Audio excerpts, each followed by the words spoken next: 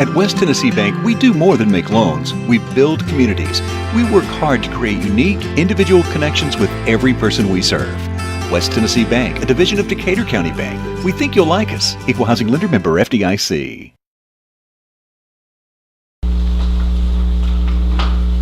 First item on the agenda are the minutes. Are there any corrections or amendments to the minutes?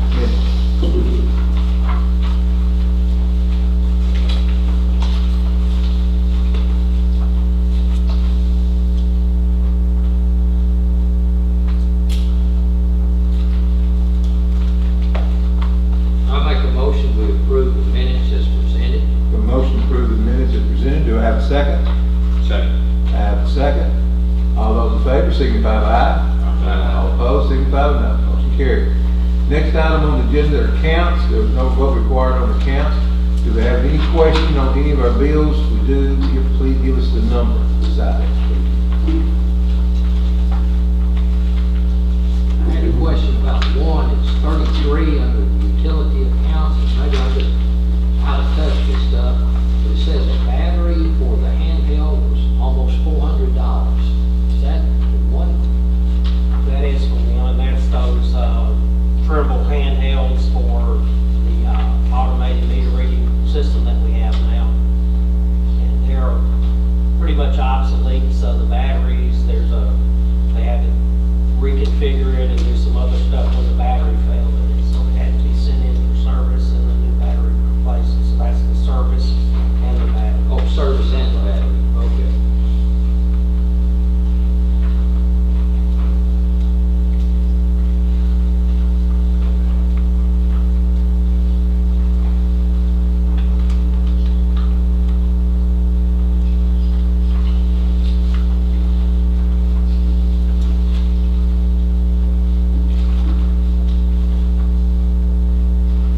Any other questions from the council?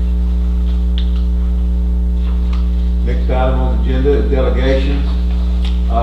You know, we have two public hearings on two separate ordinances. If you're here for that, please wait until we get to there. But if you're here on any other city business, like to address the city council, please come forward to this time.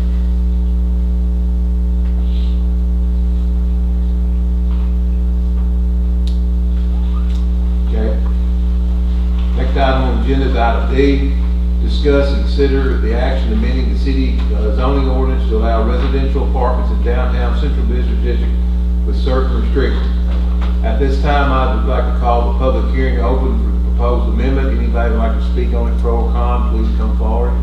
Address the board.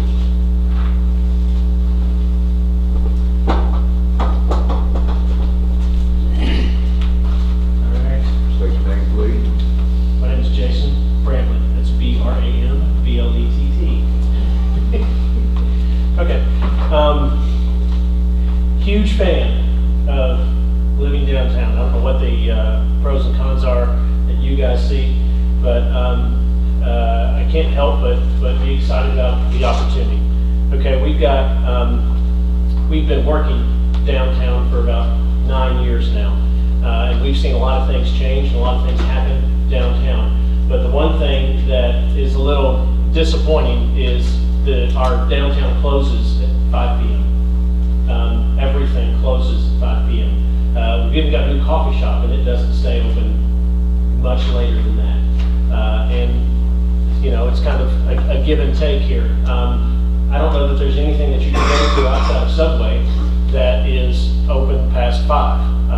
Chinese place, open past 5. So two places that you could walk to and eat. By living downtown, I can't help but think that people would, in turn, invest in downtown. I mean, all of you have homes, I would have to assume. All of you have yards that you probably mow.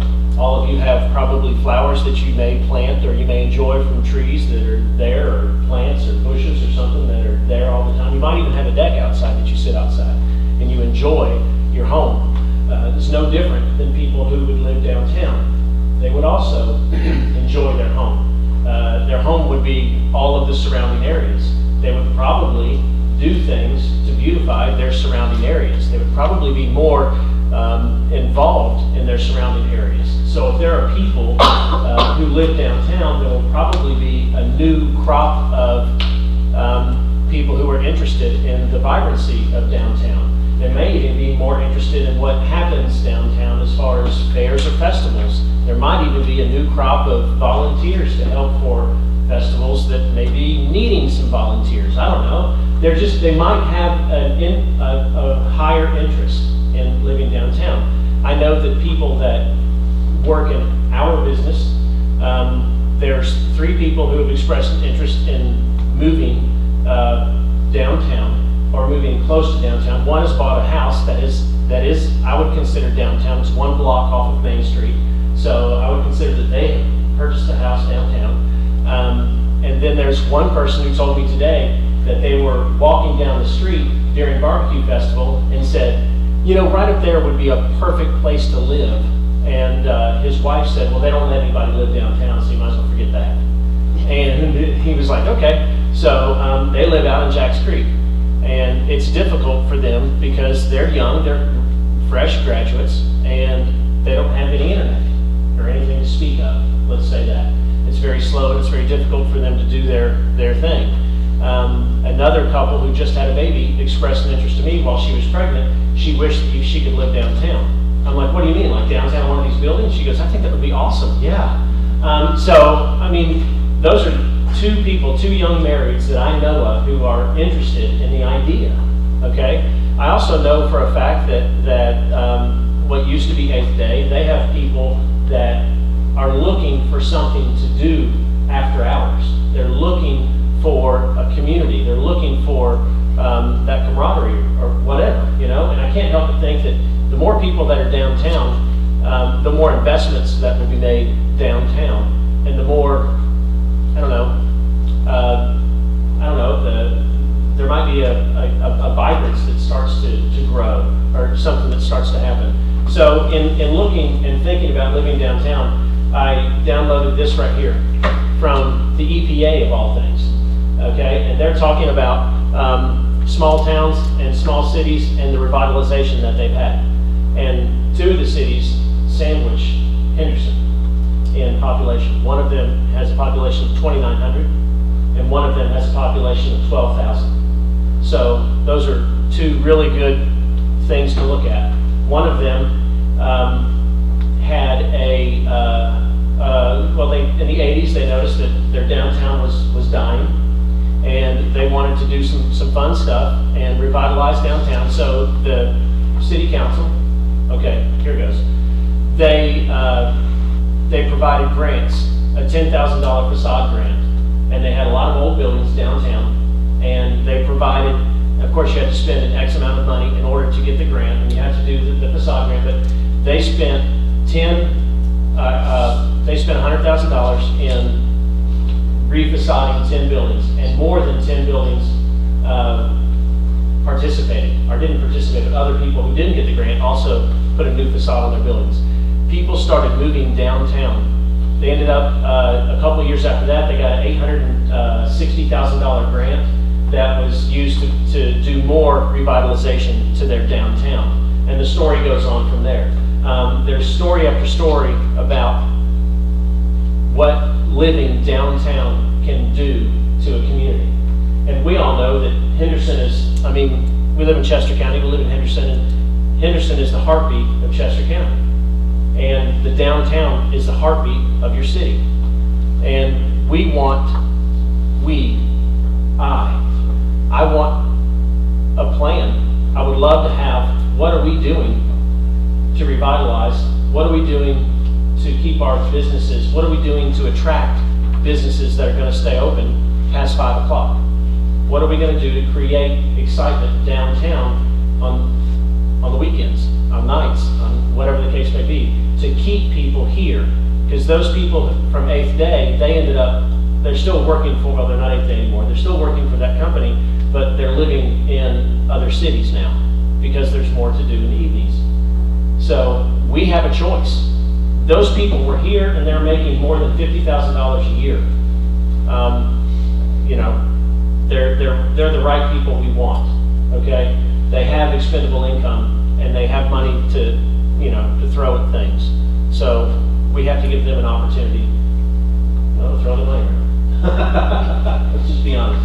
So, and to shop, and to eat and dine, whatever the case may be. So, that's what I'm looking for. I've got a lot of things here about living downtown. I can go on and on, but I don't know if I should or how much time I have. So, I'll just say this. If there is a problem that's stopping this from passing, I think you guys have 100% authority in fixing that problem. If it's different regulations, so be it. Because nobody's going to move into downtown buildings the way they are right now. They need to be fixed. They need to be revitalized. The roofs need to be managed. Something needs to be done. And unless you live there, unless you have a successful business there, unless you have the money to do that, it's not going to happen. So either we change something, or there's 4 buildings for sale downtown right now, or they're just going to start falling in. So that's my 2 cents. Thank you. Is there anyone else who would like, the open hearing, would like to address this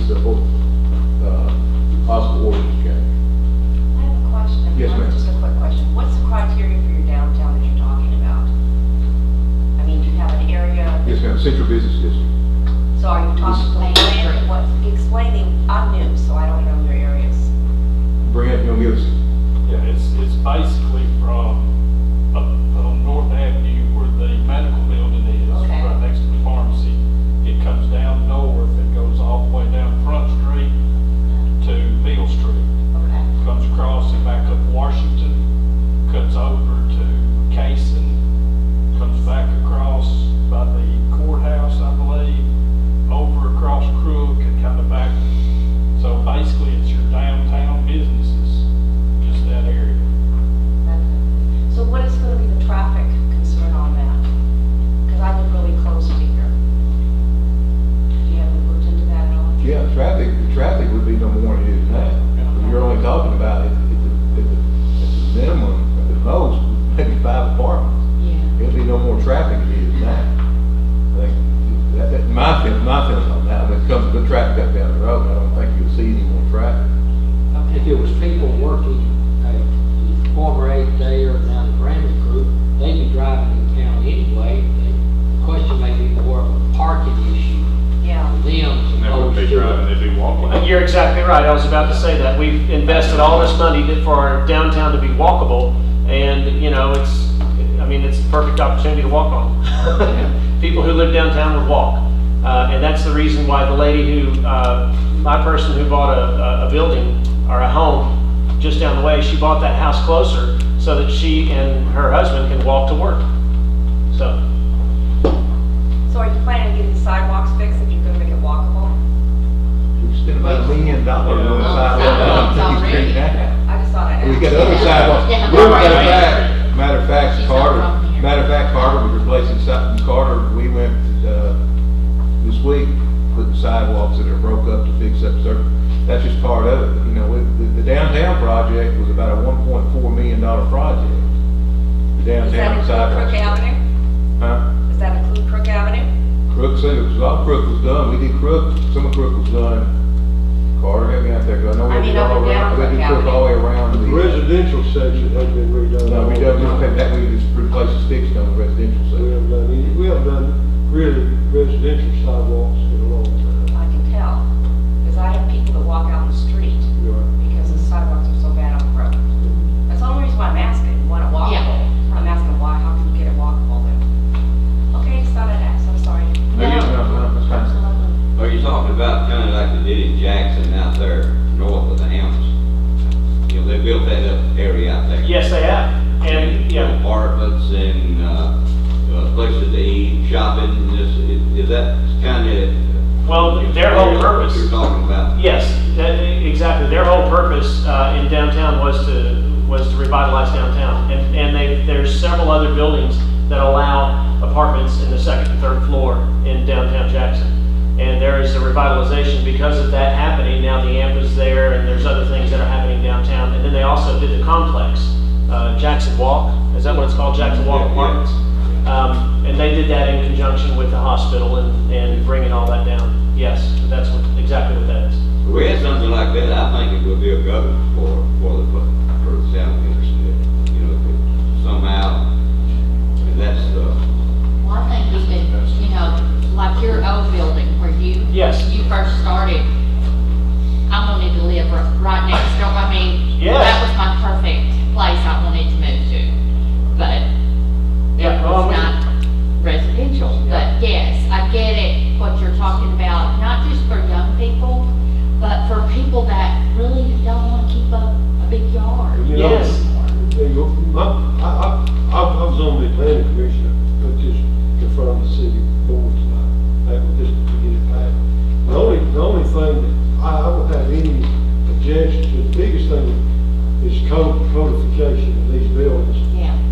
Totally agree. Brings them up to code, fire code, electrical code, plumbing code, everything, structural analysis and stuff like that. And, I think a lot of those buildings, I don't know if they structurally, are they sound enough to have upstairs. I haven't been up in them. I don't know what's up. I've been up in 8th software. I've been up there. Some of them may be and some of them may not. But that, you know, that's something that has to be determined if we approve this. And that's something that our fire chief, and our fire inspector, and our building inspector would have to control real well. You know, and that's one thing we discussed in the planning commission was, that, you know, we can pass this and allow it to happen. And we've got several buildings that possibly could be done very quickly or worked on in the next year and brought up to code to do that. But if someone built a new building with something underneath this business, and went up, of course, it could build it just like they needed it, structurally, electrically, and everything. So that's the best option if that could happen in some areas. Yes. Some of their older buildings, I don't know if they could ever be made to meet them with the firewalls and everything that needs to be done, because there's a lot of stuff. You start putting residential buildings side by side, I don't know if any of these buildings have good firewalls between them. You don't want something to go up to one of those buildings, not meet code, next thing you burn down the whole main street. No, you're perfectly right. So I'm just worst case scenario. Yeah, well, I understand. The next thing you know, you've taken the whole Main Street out, and here we are.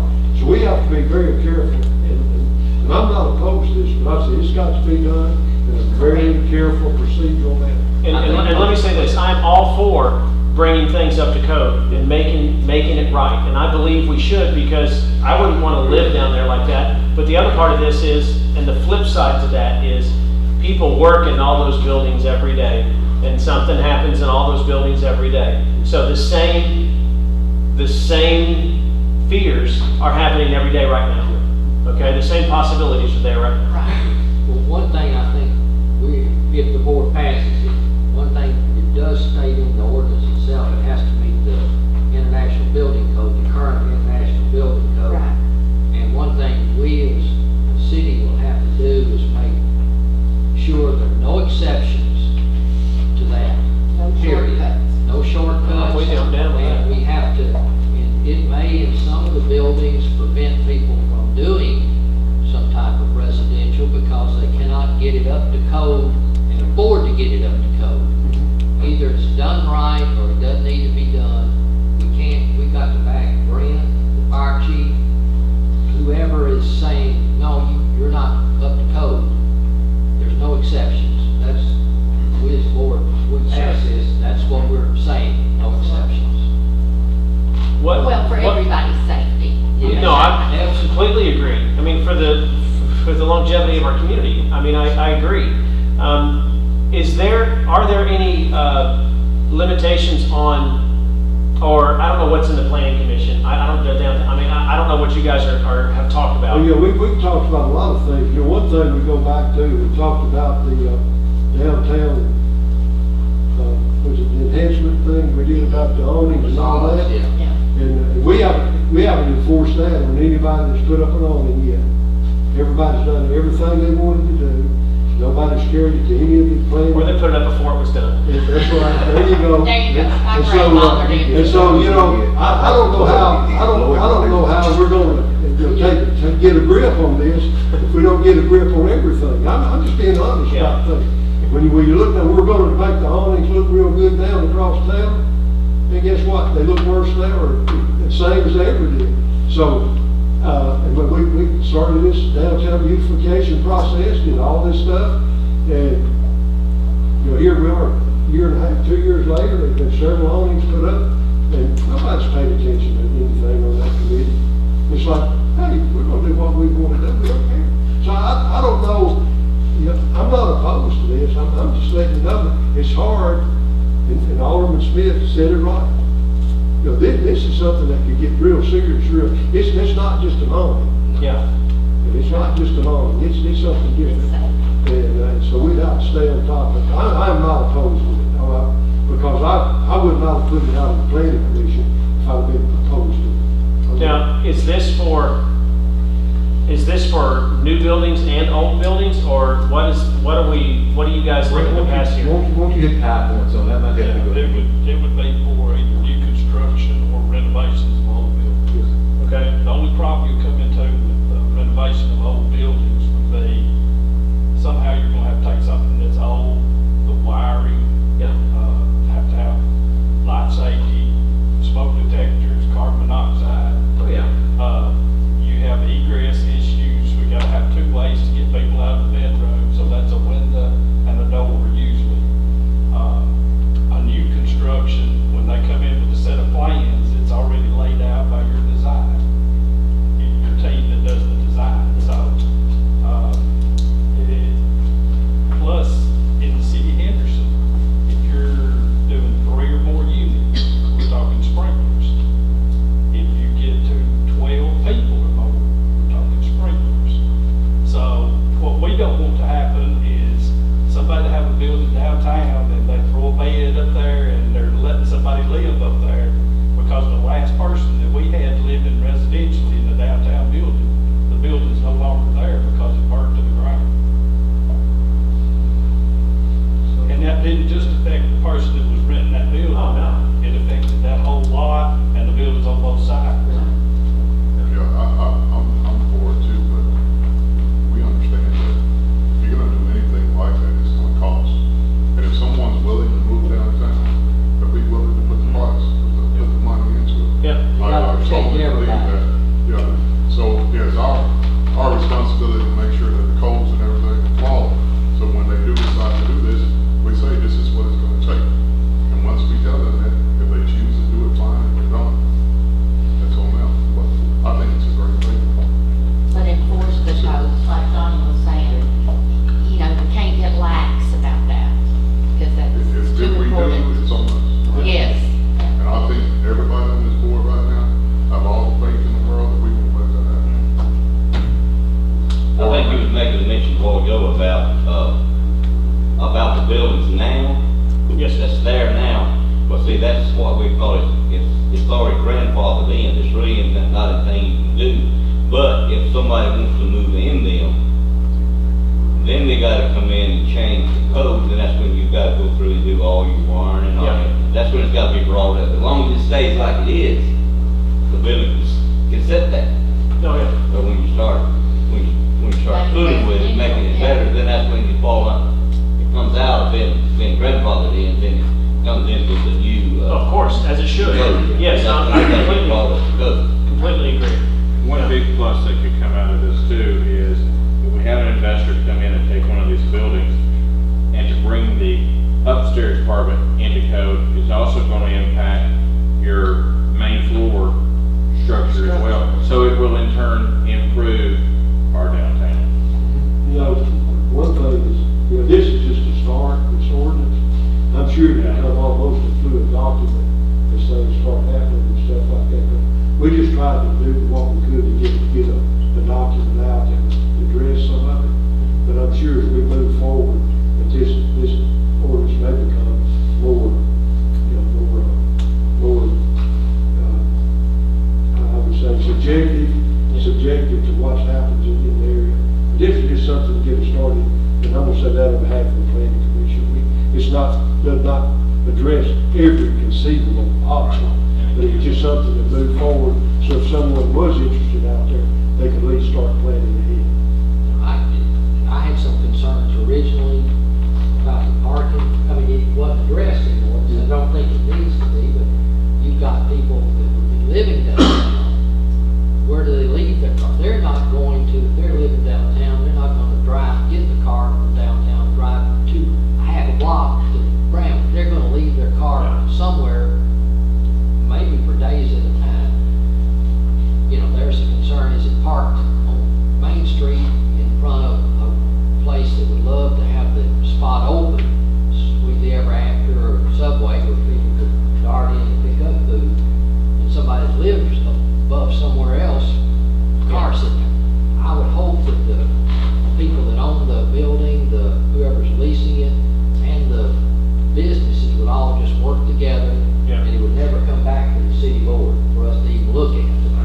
Well, I mean, it wouldn't hurt my feelings a bit to have it wouldn't hurt my feelings a bit to have a 2 or 3 hour limit on parking downtown. That wouldn't bother me. Every city in America has that, you know, so why couldn't we do something like that? It also wouldn't hurt my feelings. If you had that apartment, you also have 1 or 2 parking spaces that are designated yours that you buy. That you buy, exactly. That you buy. You pay, I don't know how much money, but you buy a parking spot, you're exactly And right. it may be down on, I mean, that's how it is Yeah. in cities.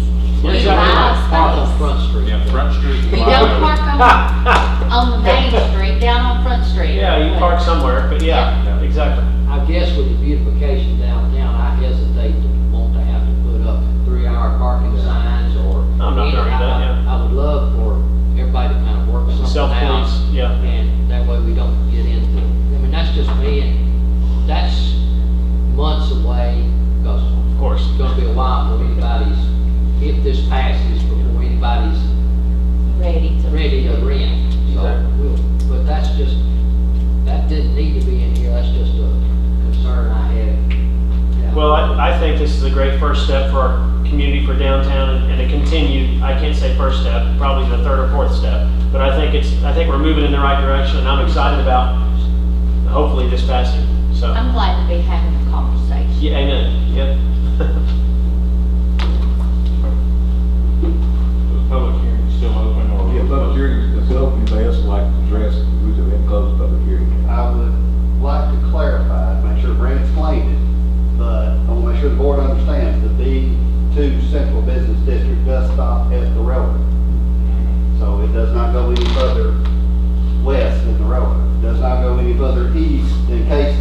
So it is a small area. Now, not to say we cannot consider another ordinance in the future that might allow it further both directions, but currently, the way this is set up, it's only the Central Business District. That's You what are I- required, under the ordinance, I think everybody read and understands this, the main floor has still got to be, the first 60% of it has got to be still commercial. In other words, you cannot convert an entire building to residential, Right. so. That's one thing that I wanted to make, that it might change if we took in another area, it might use the same. And that's why some of it could be fluid in that respect. Certain things would change once you get out of the. Parking would change in other. Parking would change. Parking would change in other business districts, we require another business district, you provide your parking. Yeah, so So you that would would change be in required to other have business. parking if you were to extend it to another business. Okay, so question, you mentioned 60% of the building? 60% of the main Down- floor. down at the Oh, main 60% of the main floor, Yeah. and then the second floor could be? Yeah. All residential. Yeah. Okay. You have That's a what I'm one-story saying. building and 40% of the back could be an apartment with a separate entrance. Entrance. Gotcha, okay, Yeah. that makes sense, okay. So the planning commission talked about this, about 3 months. Yeah, we remember this. It's something discussed, debated, It argued was a with. topic for a long time, let me tell you. It was discussed, and parking was an issue, we talked about it. Parking's parking, we got, and I hate to say that, people, I'm sure a lot of people don't agree with me, but we've got parking downtown. There's Yeah. parking, it's just not where you It's want not it right to be. in front of the door. I'm sorry, with Front Street, if you go look at Front Street, it stays half empty most of the days, and parking on Main Street, on the main drag is not full because people don't like parallel park, understandably. But if you go back to city parking lots behind the building, they stay full. Yes. And everybody wants to get as close as they can to the building. My philosophy on, my famous line on that is, it's amazing, we want to park right in front of the building, that's where we want to go, but we'll go to Walmart and park in the middle of the parking lot, and we go all the way to the back of that big store to get our milk to start off. We do more walking there than we do, here. It is what it is. Yeah. I pull up on the sidewalk. Sorry, anybody else want to address it? And I'm sure since you called her out, we usually recognize people when you call them out. You call the lady at the coffee shop out. So I'm assuming she would be more than happy to go past 5 to people downtown. I'm sure of that. That's fine. Thursday nights, if you want to know. Does anybody else want to address the board on this? If not, I'll close the public hearing. Do the aldermen have any comments or any questions they would like to ask Brent on any of the parts of the ordinance they would like to point?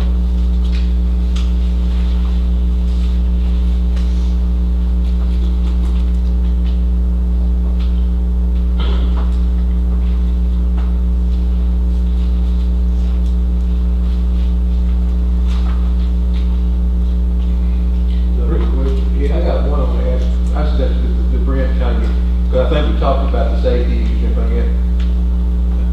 Brent, I'm a guy who's involved in the building. I'm gonna go upstairs. I'm gonna go and I'm gonna do the park. What kind of process do you see us going through to maybe get that parking ready? What's your plan telling me? If I'm gonna come down I bought this building. I'm gonna put the second floor in the park. What are you gonna tell me? I think my first thing would be to tell you need to have a scope of work, what you're planning on doing, how many rooms or how much availability, you're gonna do the whole upstairs. Just give us a scope of what work you're gonna do. And then I think by rule, that probably needs to come to the planning commission or the downtown design review. Because they we'll probably look at it and say, this ain't gonna get it, this is not. We'll try to get them to a point where they have a good plan in place. And then maybe present it to the downtown design review for them to say, it doesn't hurt to have 6 more people that's been doing this to look at it. Because we may miss something. Usually all of us try to get together on most of these projects and at least look at the life safety side of it with fire and what accessibility and, getting people in and out of the building and making them safe. One of my biggest things is pre-inspections before they ever do anything. They go in, get pictures, take pictures of what's there before they ever do anything. Pre-inspection, and then the scope of work that you talked about. I don't know how you would do that. I don't know if that would be. Well, we're not gonna be the ones to design it. No, that's right. That's gotta be them. Yeah. A lot of people wanna ask you, what do you want us to do? Yeah. Because they want you to see what they can get away with, or what it will take to pass. But this is gonna be their decision to make of what they're gonna do, and then we'll take a look at that, do a review, and try to get it to a point where it's feasible. We may find out that some of these buildings downtown, it's gonna be too expensive to do what they wanna do. Could we require, one thing I was gonna ask about this, could we require a structural engineer to verify that it's? The building official can require design on any project that he sees. I thought we fit. could, that's what I thought we could do. And I think when that comes back to the planning commission, we can require those documents if we wanted to. Yeah, so if you've got when you start putting people in places to sleep, you run into a whole different ballgame than when people just go in, they're awake during the day, they're doing their job, or they're going shopping, or whatever. But when they go to sleep, you gotta have another level of protection. And we discussed that in the planning commission about this thing. And that's why I said, when it gets down to it, some of these downtown places just may not get there. The new building would be what you would look at to get where it needs to go. One of those, but may not ever get to that point, so, and that's just where we are. We've been kind of looking at some of this stuff, for different reasons, but, like I said, if you're doing 3 apartments or more, you're gonna be sprinkled. That's in the city code. That was adopted, so if you're gonna do a duplex, you get, when you get to 3, we go above and beyond the state at that regulation, because they require you to have 12 occupants, 5,000 square feet, and then they base it on stories. It'd be something new for us, so I would think that surrounding counties, just say Jackson, I know they have a lot of, that's something that I would reach out to someone about, their planning commission or something like that. That way they can come here and you can discuss this, because it's not nothing new for them. It's something new for us, I would get all the information possible that I can get. That includes our fire chief and everything else, because it is something new. Yes. If you share that information, it's something that, I think the separation for everybody, this is a lot of time, you can't do that. You have to work together to try to figure out what's going on. You just have to reach out and then come back to us if you want to. It's okay. But I won't be involved. It's, We may even sit down and try to get a handout of here's the criteria you've got to get to before we can even look at something. And then, if it is more complex than just something simple, we may require design. That way, we get somebody that's got a stamp on the hook. It's not just me and the fire chief and the board here. We get somebody that is trained to do that and look for that type of stuff, who's probably already done that in Jackson or Memphis or Nashville.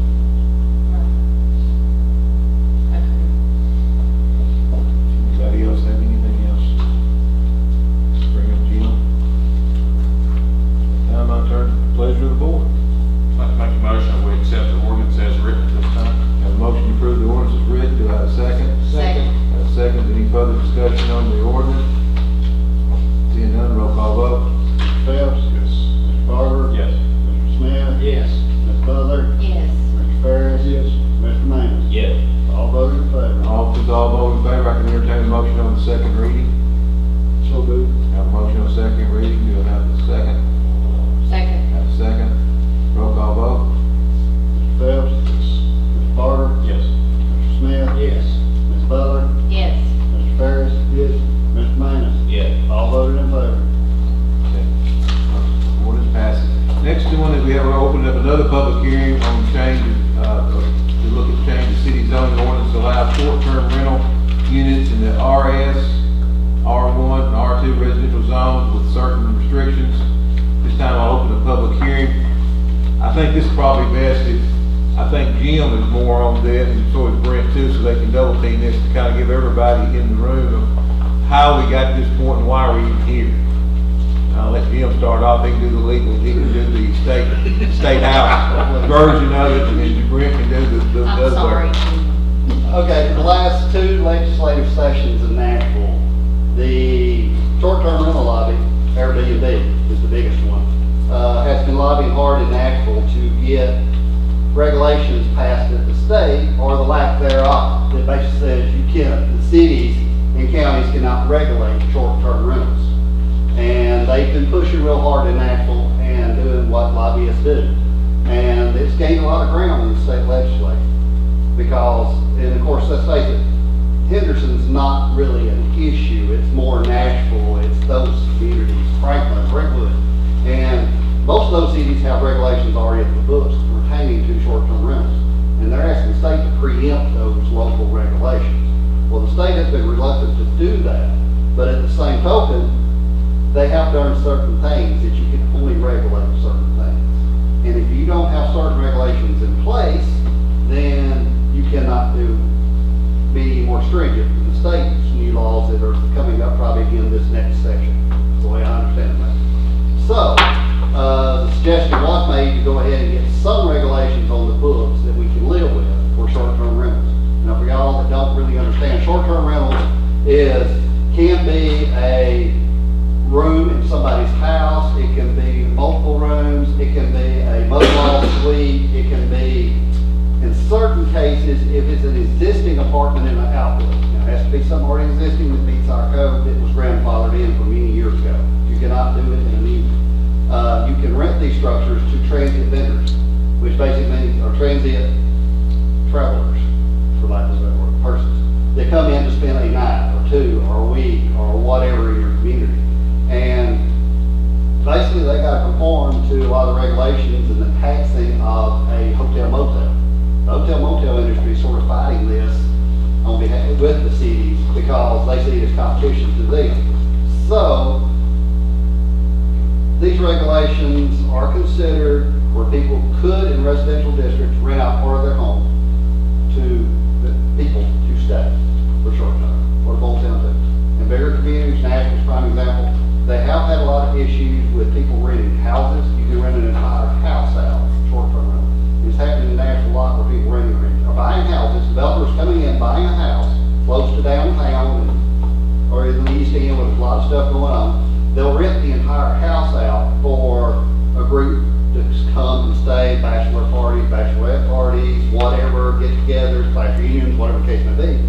And basically, you have a party house sitting next door to you in a residential district. This is where they run into, major problems with some of these bigger tourist party type towns. It's caused a lot of problems with noise, partying late at night. A lot of these places in some towns have pools, so they're out in the pools, playing loud music, drinking, whatever, and it causes other issues for the neighbor. I mean, you don't want that happening next door to your house here in a residential area. So that's where a lot of the regulations have come from, to try to restrict and at least know where these are operating and actually have some teeth in it, where if they do violate rules and they get in trouble for that, and this addresses that, then you can actually pull their license or their permit to have that used. And so this is a regulation that does, it's been considered by the planning commission over 2 or 3 months, just like the other one was, where it does allow it in a residential zone and under these regulations. And I'll let Brent explain a little more in detail the regulations or what has to be done, or answer any questions you might have. It's really much stricter. It would, I think, and tell me if that's right, it's stricter. This is more narrow scope. It doesn't allow as much as, say, the state Yes. would say. So this is a preemptive strike, Yes. actually, to keep us from just having to allow whatever the state pushes on us, right? Now, this has already been happening in our town. Right. It's people renting out rooms, people have rent out, there's one up here on Fifth Street, so it has happened. And so, it's never been a problem. We've never had any complaints to my knowledge. Gary, I don't think we've ever had any complaints about these places, what you are doing. Sometimes people try it for a while and then they decide it's not working.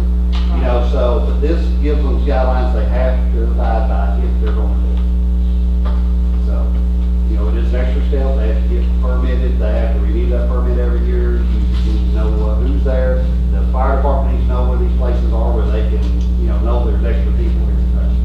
So you have to have like if you would, let's get all this so people can understand, you have to have at least 4 bedroom No, home. no. That was the maximum, I believe. Oh, it was the max. That we would be allowed to have folks. So that's the national line. You could rent out one room in your house, or if it can either be owner occupied or not occupied. What about RVs and I don't think any of the recreational vehicles. that can't be No. any, was whereas, allowed in there. It's like, and it has to be attached to your home. That is the It can't way be it a was. separate, That is the way it's stated, unless there's something out there right now that is separate and people are already filed as an Airbnb and like I said, we have a few in Henderson that are advertising and legitimately doing this. And then there are a few times during the year that we have several thousand people here in Airbnbs that don't really call it that. And it may be not for pay, it may be barter or something, but anyway, friends are letting friends stay in sure, their house. sure. Used to, people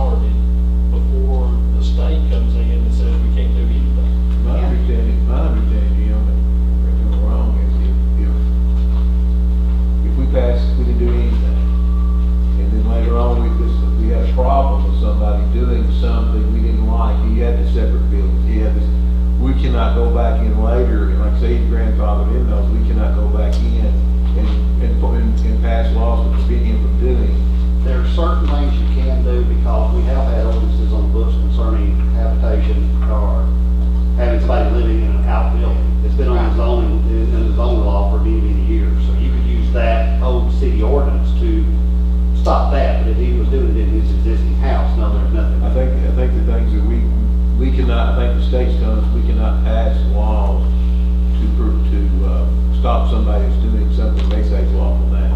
The city cannot. Basically, it says if they are lawfully operating at Airbnb and paying all required taxes to both the state and local governments, then you cannot stop it. The only thing is, we have no one paying the local taxes that are required because these are considered hotels under the state law. And because they're considered hotels, they do have to pay a room occupancy tax and file a return every single month. And we do not have anybody doing that. So because of that, we have nobody that's technically legal operating one of these currently inside the city. How do you police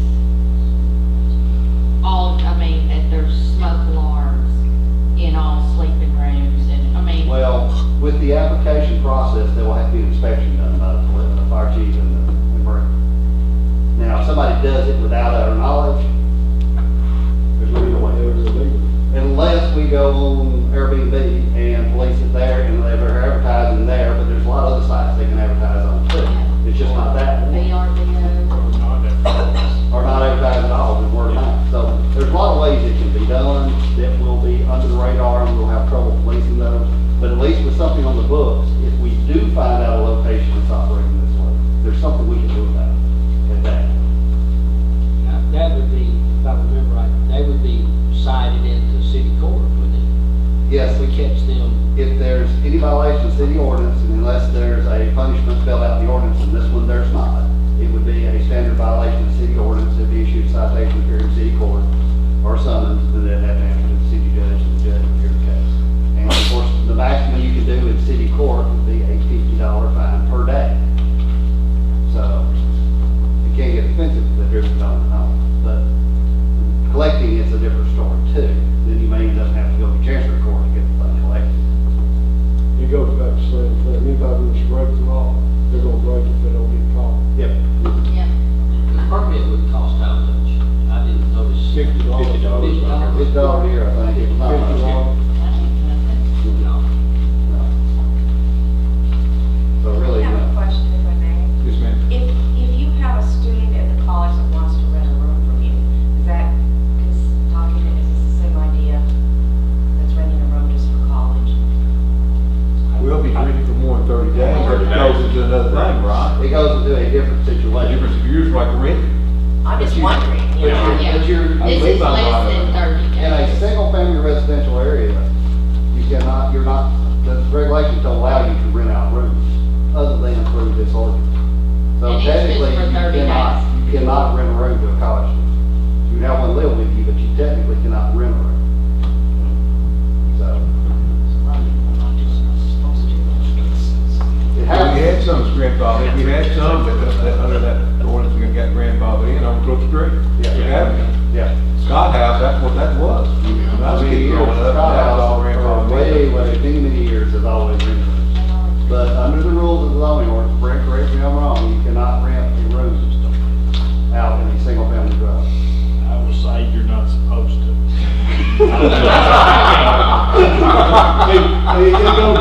It goes back to what Is it you the said, police? you know, rule number one, you don't do it, rule number two, you don't know rule number one, and go ahead and do it unless you get caught, that's it. Well, our ordinance right here says under section 1, short-term rentals, that residential dwelling units rented to the same occupant for more than 30 continuous days. Bed and breakfast establishment, boarding houses, hotels, motels shall not be considered a short-term rental right. So, But did you have to license a boarding house? we have never done that, but we've never really licensed anything.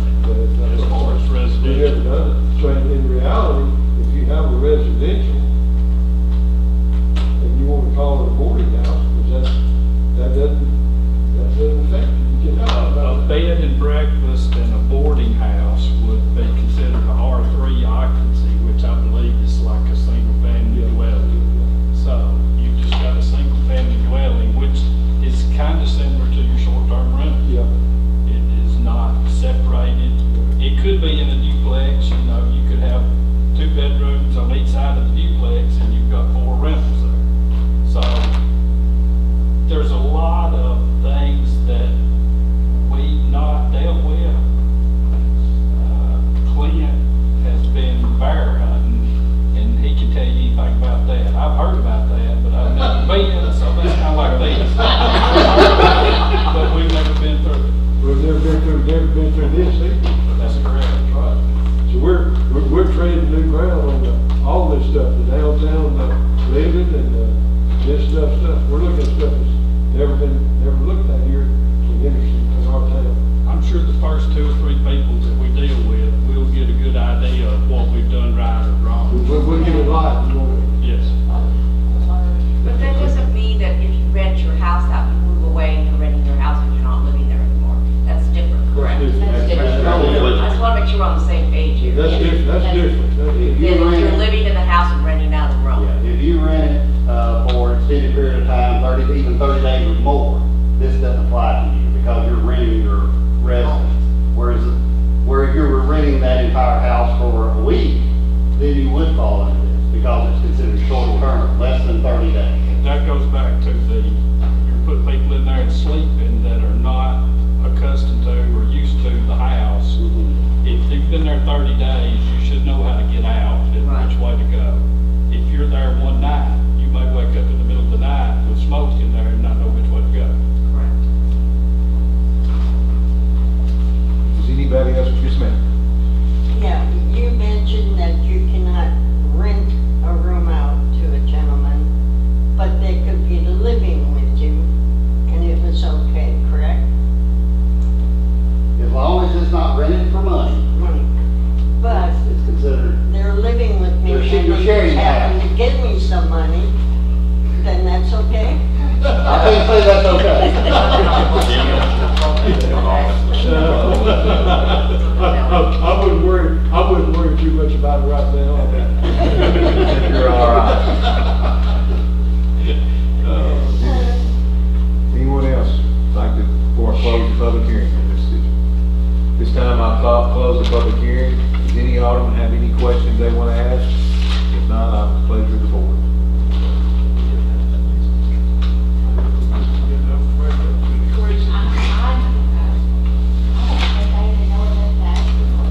But it's just new, man, it's just something that.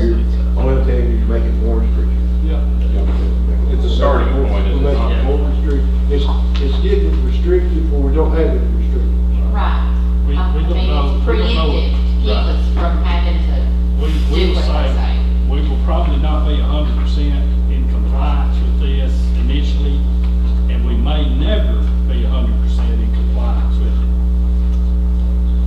When you're dealing with the public, sometimes people does things that are against the rules. You're kidding. It has happened twice. I know.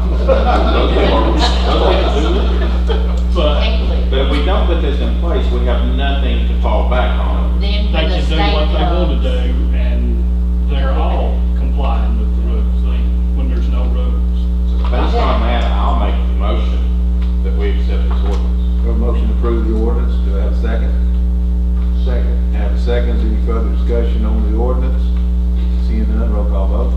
Alderman Phelps, Yes. Alderman Barber, Yes. Alderman Smith, Yes. Ms. Butler, yes, Ms. Ferris, Yes. Mr. Manus. Yes. All voted in favor. Have you now have to entertain a motion on the second reading? So moved. Have a motion on the second reading. Do I have a second? Second. Have a second on the second reading. Roll call vote. Mr. Phelps, Ms. Barber, Yes. Mr. Smith, Yes. Ms. Butler, yes. Ms. Ferris, Mr. Manus. Yes. All voted in favor. I'm sure this wasn't fun for the planning commission to spend a bunch of time on this, but I think it's the starting spot we've got to start somewhere. I appreciate their work on it. Next item is item F, consider approval resolution authorizing the application of local matching funds for the site development grant, SDG Phase 2, Jim. As you know, last meeting, Emily came and addressed the board pertaining to the site development. We did get the first round, for the due diligence. Gonna be spending about, total grant was about $78,000, if I remember correctly, the local match was, whatever it is, it's the 5% or whatever. So it's fairly cheap to get that part of the project done. Now, part of that part of the project basically studies the site.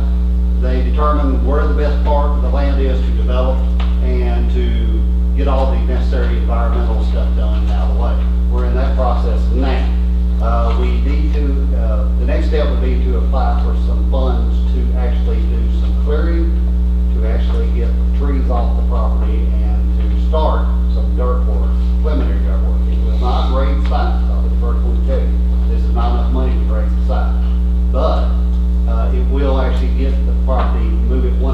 forward.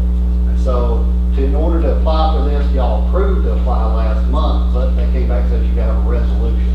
So that's what this is, the same thing you approved last month, the only difference is this is a resolution, and which we didn't have last month. So the matching funds will not exceed $50,000 if we get funded. So, you know, there is an odd that we may not get funded. We do have to have the application in, I think by December the 10th or something. Yeah. Now, the initial paperwork's gotta be in tomorrow. So, this has gotta be signed, sealed, and along with a couple other things, will be sent back to the engineers tomorrow morning, so. I would move this resolution, which is just the formal paperwork for what we've already approved. I move we accept the resolution. Have a motion to move on the resolution, do I have a second? Second. I have a second, roll call vote. Mr. Phelps? Yes. Mr. Farmer? Yes. Mr. Smith? Yes. Ms. Butler? Yes. Mr. Ferry? Yes. Mr. Mansell? Yes. All voted in favor. Resolution passes. Next item on the agenda is item G, consider approval of resolution authorizing application for local matching funds for the property conservation matching grant program through the city insurance pool. Jim? A few months ago, you know, we applied, and we have been every year, the TML Safety Partners Group. That's dealing with employee safety. This is another program they have, it's a small grant where it's for property protection. And we do have our property insurance through the same pool, we have all our coverages through, so we can apply. Due to our property premium, we can apply for a total project cost of $8,000. It's a 50/50 grant, so that means the matching would be $4,000 if we get funded. We had a discussion about this and trying to figure out what's the best thing, and the mayor's suggestion was to try to see if we come up with $8,000 to put up some cameras at the city park, security cameras. And we're gonna make the justification that is for property protection, but it's also for people protection too. So that is, I believe, the plan we're going to do. So we do not have these funds in the budget, so I just, you know, if we approve this resolution and we do get approved for the grant, we'll be spending the $8,000 out of capital outlay. Yeah, Keith's money, his favorite line item. And then, of course, we get $4,000 back from TML, the pool, the DML pool. So that's what the plan is, and if you're willing to do that, the deadline, I think, is about November 15th or something, but I want to go ahead and get this on the agenda and get it approved right away, get the information together. But I get this and focus on some cameras. But this is not going to give cameras in the whole park or nothing. Right. But we're just trying to get something up out there, and we'll see what we can do with the money. It's sort of one of those things, this is what we want to do, this is how much money we got to figure out what we can do. I hate to spend out of general, but general unclassified, but we've been talking about putting some cameras in the park for several years. Yes. This is something we want to do, and you're right, Mark, if we get somebody else to pay for Pay half it, then, let's do it. it's no brainer to me. We may be able to step more security cameras in later. It may be, you know, we can only Get your base in and get the then base you in, can and then we can expand it later with more cameras. As much as the park is being used now, and all from the time that gate opens to the time it closes, it's just amazing that we haven't had an incident. Yeah. So, I'll make a motion that we adopt this resolution. Do a motion, do I have a second? Second. Have a second, discussion on the motion, on the resolution, seeing none, roll call vote. Mr. Phelps? Yes. Mr. Barber? Yes. Mr. Smith? Yes. Ms. Butler? Yes. Mr. Ferris? Yes. Mr. Mansell? Yes. All voted in favor. Resolution passes. Next item, we're going to discuss and consider proposal received from the utility automatic meter reading AMR companies on the new AMR system. As you know, our current AMR system is about 13 years old. Portions of it starting to fail. We looked at replacement cost, and we looked at the full implementation of what we have now. The current system they no longer support the gas side of the business. So going forward in the future, they wouldn't be able to provide the AMR piece of the system for our gas meters. The current system, only about 20% of the water was done. The water was never fully implemented. It was going to cost, about $25,000 to upgrade the software for our current system. We have a system that's basically XP based. It's no longer being supported by our current vendor, and so we advertised for bids on or proposals for a new AMR system. We looked at a number of systems. The requirement was that we have the ability to buy meters from a number of different manufacturers so that we weren't locked into a proprietary meter, which is the most expensive component of the AMR system, being the meter itself.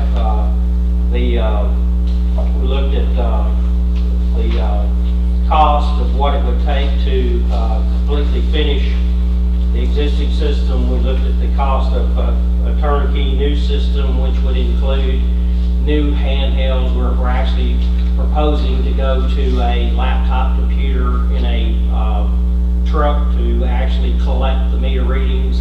AMR system, the new system, would collect hourly data. It would be downloaded when we would drive by for the monthly meter reading.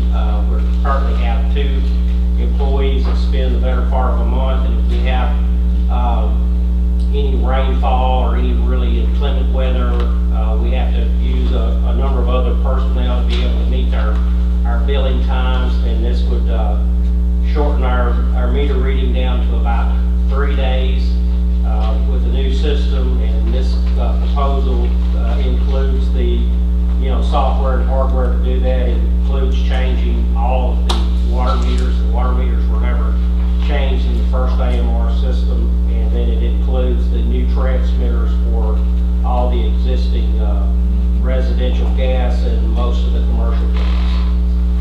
And includes the software, startup testing, and the installation. So there'll be a turnkey project. How did this fare consider what you had in your budget? And It's slightly under the budget.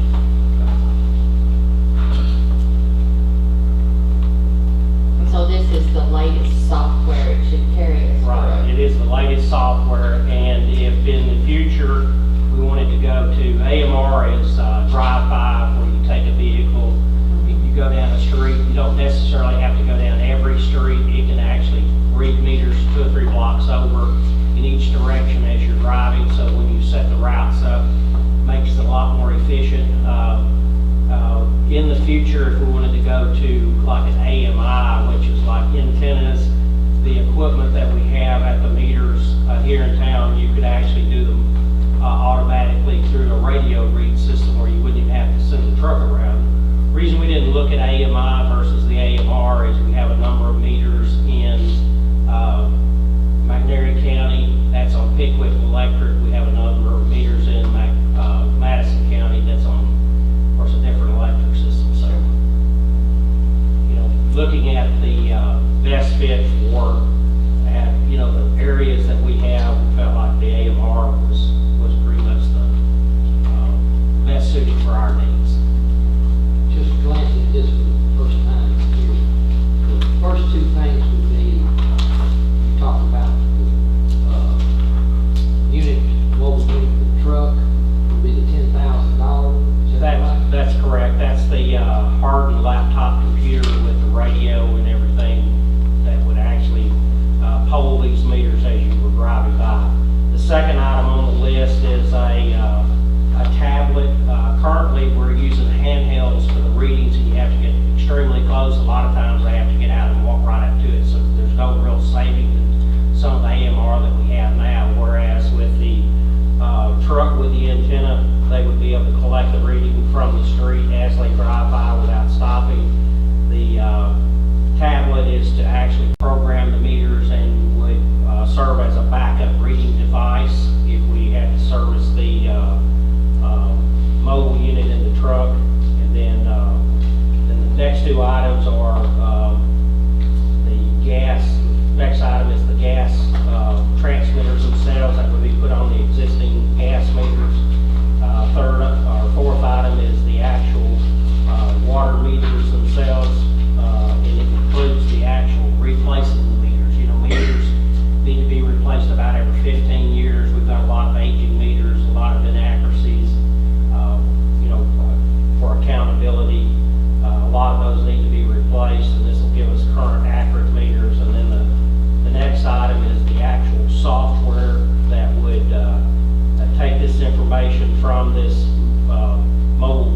device and actually put it into our billing information system.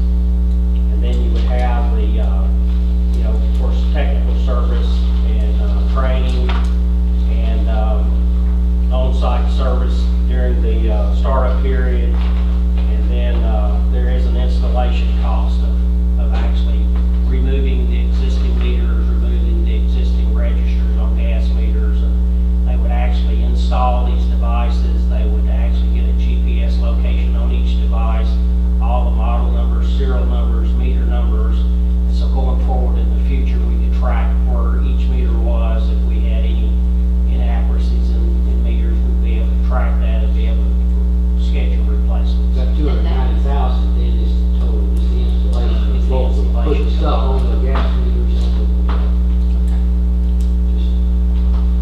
I noticed that's the audit, the little asterisk about the leak detection for $90 a piece for, they take 1,600 of it in a few hours, like 144 grand. Would that be worth the money if we wanted to do it, or what do you think about the leak detection? Given the spacing between leak detectors, they work great if you have a system that has mostly metal piping. Like a lot of systems have strictly all ductile iron or all cast iron.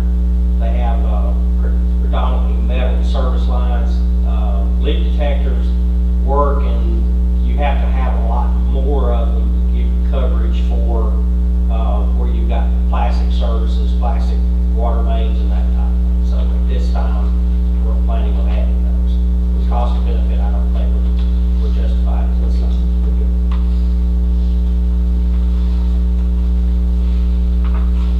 Then I see it's got training included in this $5,000 price.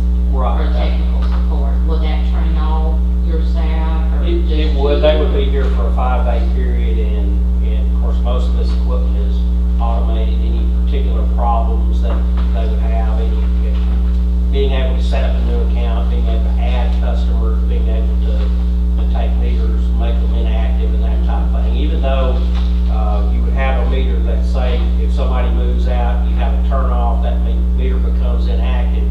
These meters are still making these hourly recordings, and when you go around and read those, it does flag that this account is inactive and there has been consumption. So And I know we've spent quite a bit of money on our new billing and accounting.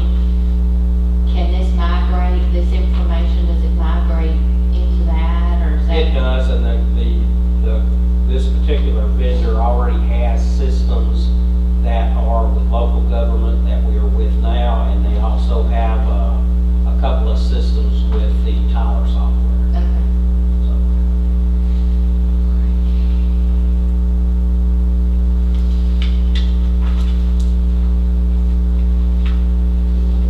Included 1.2 million, I think I Well, I'll This is make what we that borrowed money motion. for. I mean, that's why we got the money, and you're under budget of what we were expecting, and it does integrate well with what we already, and I think it's just doing what we planned on doing, so I'll make a motion that we spend that money. motion. I think really also you're making a motion to accept This proposal, was it 1.5 The proposal from the company too, and this is the. United This Systems? right, it's 1.217 221. I'll second that. United Systems. So the motion to approve the purchase and also motion, part of the motion is to approve the second to the company. And a second. All those in favor, signify by aye. All opposed, signify by no. Motion carried. Mark, we'll send it in for this. Yeah, this is it. Well, the big thing is that- Anybody want to spend that? Well, the big question is, what the big question I asked was, is it worth the time? Yeah. That's the big question. Yeah. Make sure it's done, that they do talk to each other. We have talk. Other business I have, I'll give you what update information I do have on Main Street paving. I talked to the engineer from Neil Schaefer yesterday. The company was supposed to do some paving this week. They didn't because they were behind on the interstate. They had that with weather and everything else, they were behind on the interstate. They will be here Tuesday night to start, they have some, I think some intersections, crosswalks they have to finish up, and I think some more milling or some repairs and milling they have to do before this week. But then they will start paving, Tuesday night, is my understanding of that, which could change, depends on what they got going on with everything. Does that mean the paving will all be done at night? Yes, they were doing it at night. I guess since they're still running behind schedule and they're on the interstate at night, they might as well, I guess they're just gonna, when they come here, they're just gonna keep on going at night. Is 10/31 still the date? Has that changed? I understand that, the date to get finished, that's the date, and nothing changed, they haven't requested anything from that. They have not requested anything, matter of fact, they said, from what Neil Schaefer says, they should be paved and done next week. If they start on Tuesday, they should be finished. The paving part, at night, they should be able to get finished. So that's where we are as of yesterday. Chief, you have anything? No, sir, no. Brent? No, sir. Just gonna inform you that FEMA grants for assistance firefighters is open, and we're gonna apply for a couple of them. All we can do is apply. Carter? No, I'm fine. Jim? No, sir. It's a question for the chief, with them paving at night, it's gonna require you to have some additional policemen working, I don't know, that's just the first I'm learning about. Their understanding is we should be okay, because they'll have Have their safety. they'll have all their safety people there. all They their did some lights. work here, I mean, they was doing some work at night, and they had their own people out there, but, I mean, Yeah, if they need somebody, we can get somebody. We may have to have somebody to adjust manhole risers and valve boxes and make sure that, our facilities don't get covered. I just would have a compliment for everybody that was involved in the barbecue festival. Everything seemed to go real well. A bunch of departments, everybody seemed to be doing their part for that. It went off real well. We ought to be complimented. Something else, we got some good press lately for the city of Henderson and the state and the town and country, Bobby and the county paper. It's all about good progress for the city. Exactly. So that's good. The light pole where the combine took down the wires and stuff, that old broke up pole is still up there. Will Southwest take that up if we call them, or what can we do about that? It's hanging out there, stuck out like an old broke down tree. I've had a couple of people, it's true.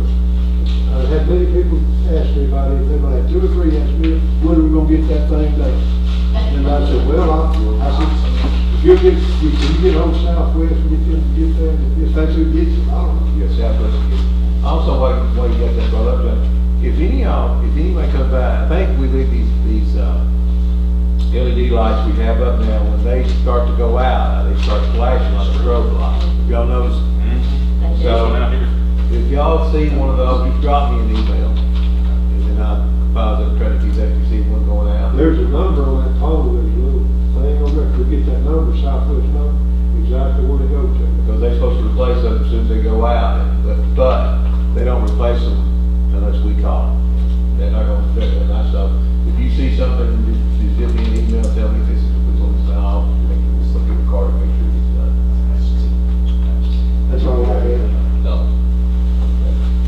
One other thing, Chief, we need to get together with him on the cameras, regardless of what we get and everything else on these cameras, what we need. So, we all already gone through that with what you're doing now, so let's just kind of incorporate that. I'm definitely open to anybody that's got expertise. Well, I think they've completely redone their camera system they use. Feedback from our camera, we use it at the barbecue festival, but anyway. We use it on the home football games, it's out there on pole during the football game, we get a lot of positive feedback from it. So I wanna make sure we're all They go together. to see it. Yeah.